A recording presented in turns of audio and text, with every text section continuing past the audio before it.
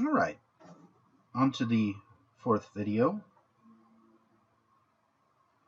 in which we do our best to come to terms with Plato's original Greek of his Apology of Socrates. Aion apologeteon de o andres athenaioi kai epichereteon humon excelestai ten diabolain hein humesin polo chrono eschete tauten in hutos oligo chrono. Let's deal with that first. Aion, often translated as something like well then, which I'm not crazy about given the fact that what you have here, literally, is an exclamation, the third person present optative of the verb eimi, to be. So something like, let them be so. Hutos aion is pretty much the implication. Let them be so. Let them do all that stuff that I just mentioned. Fine. Apologeteon de, indeed, apologeteon o andres athenoi kai epichereteon, implied st. It is A and B. Apologeteon, right? It must be defended. O Athenian men, vocative. Let's get rid of that real fast. And attempted, epichereteon, excelestai ten diabolain, humon. So it must be A and B. It must be defended and attempted, excelestai, to deal with, to choose, but with the implication, grapple with. The slander of yours, humon excelestai ten diabolain, diabole, the slander, diabolos, devil, coming from the word meaning slanderer. Hein, nothing but a relative pronoun, initiating a relative clause, pointing back to diabole as the antecedent, which you, humes, an ambiguous nominative, in pole chrono, nothing but a adverbial clause, in polo chrono, in much time, for a long time is the implication. Eschete, you had, you held, okay, which you held. Tauten in, so the tauten is just a restatement of the diabolain. All of these in the accusative. In hutos oligo chrono. In thus a short amount of time. So the slander that you have leveled against me, Athenian men, for so long, I must do my best to defend and try to excelestai, to grapple with, to deal with. Now, the contrast here is in polo chrono and in hutos oligo chrono, between how long you have been leveling this diabole at me and the short amount of time I have to address these things in. You see that? And that's what's going on here with the in polo chrono and the in hutos oligo chrono. Bouloimen men un an tuto hutos genestai, eti amenon kai humen kai emoi, kai pleon time, poiesai, apologumenon. We'll get to the rest after dealing with that. Here we have a potential optative. I would want. So we have a men-day construction, and we'll deal with the day part afterwards. On the one hand, men, therefore, I would want this thus to occur, to happen, to come about. Eti amenon kai humen kai emoi. If at all, t amenon, better, and both to you and to me. On the one hand, therefore, I would want this thus to come about, if at all, better, both for you and for me, and more, t, a certain more, for me, may, in answering, to do. Okay, so it's a little convoluted if we try to understand it literally in English, but you see, the idea here is that I would want it to come about for both you and me, that I do more here than simply to rest on laurels, but rather make it clear to you, to answer apologumenon,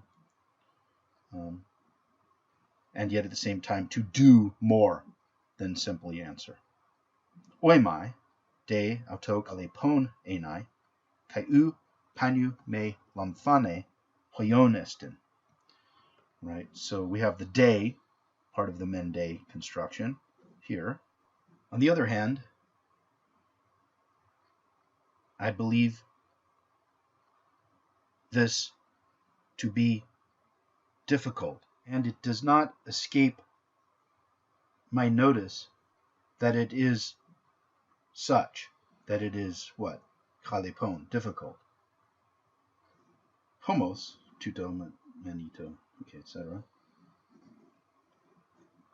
Nevertheless, or all the same, notice that homos with an omicron just means the same, and when turned into an adverb, it means pretty much all the same.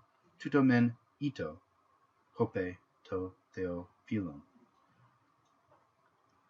Let this, on the one hand, so we have a mende construction again, let this go in whatever way is dear to the God.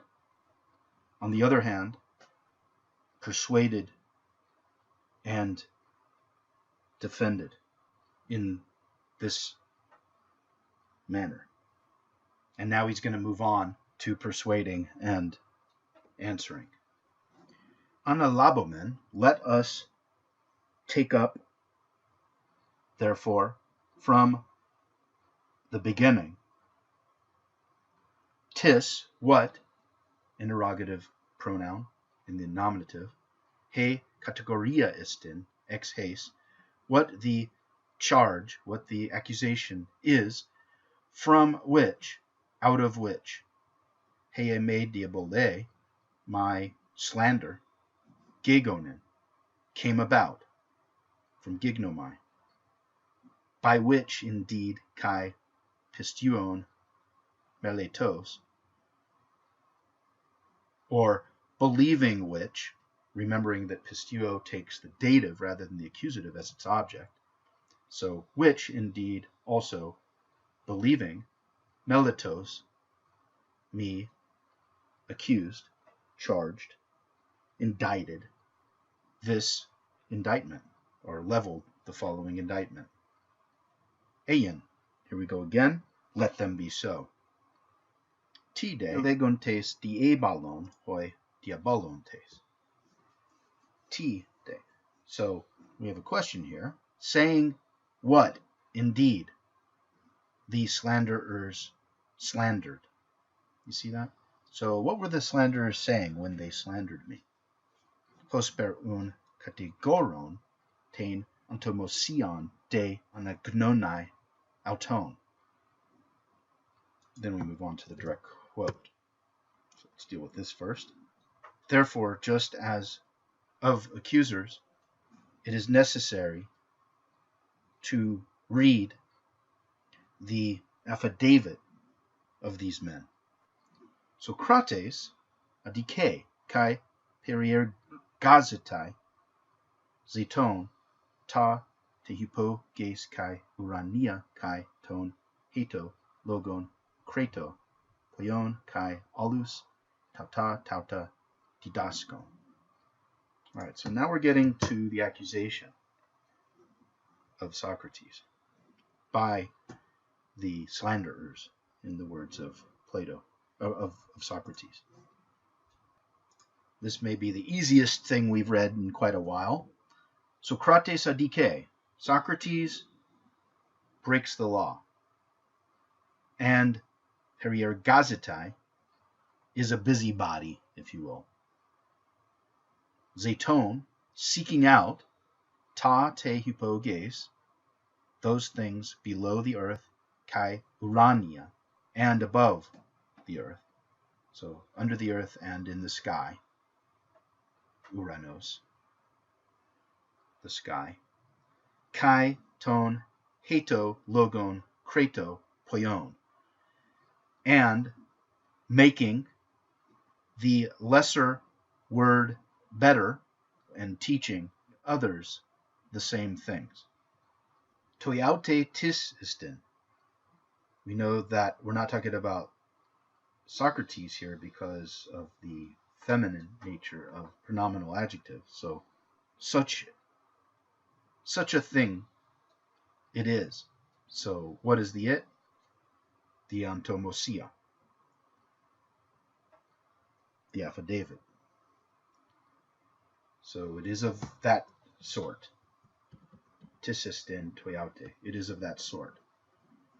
For heorate, you saw yourselves, autoi, tauta, these things, in the komoidia, the comedy of Aristophanes, obviously referring to the clouds, namely, a certain Socrates, there, peripheromenon, carrying on this way, vasconta te aerobatein, claiming both, so we have the te and the kai, claiming both to walk on air, aerobatein, kai olein polein fluarion fluaronta, spouting nonsense about much other nonsense. Now, in English, that's sloppy, but in the Greek, let's admit, it's not very elegant either, given that you're just repeating the same root twice.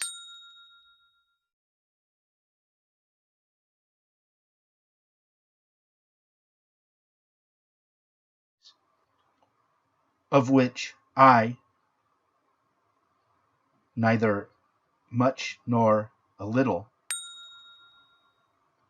so peri hon ego uden uden, about which I, uden, not at all, neither a little nor a lot, have knowledge. So the peri points back to the hon. Now, why would the peri be separated from the hon so radically? But it's a stylistic choice. Why doesn't it say peri hon ego uden, etc.? To emphasize the fact that what it is you don't have knowledge about is in fact that very thing, and that's why peri is right near the verb, in a way that if you were to say have ego uden ute mega, etc., and then peri hon e paio, you would have the same problem. Then you would be sacrificing the ability to have the object of the preposition at the beginning of the clause and the preposition that governs it right near the main verb at the end of the sentence. So these are choices by Plato as a stylist that he, and by extension Socrates, if you wish, that enable the speaker to achieve two things simultaneously: to let you know what it is that he claims not to know anything about, yet at the same time to make it that much more vivid by allowing the preposition governing the object at the beginning of the clause to stand right next to the verb rather than away from it. Not a giant deal, but yet another example of how important it is to be able to read the original and understand the relationships between the words and ideas in a way that you couldn't get through translation except through extreme paraphrase.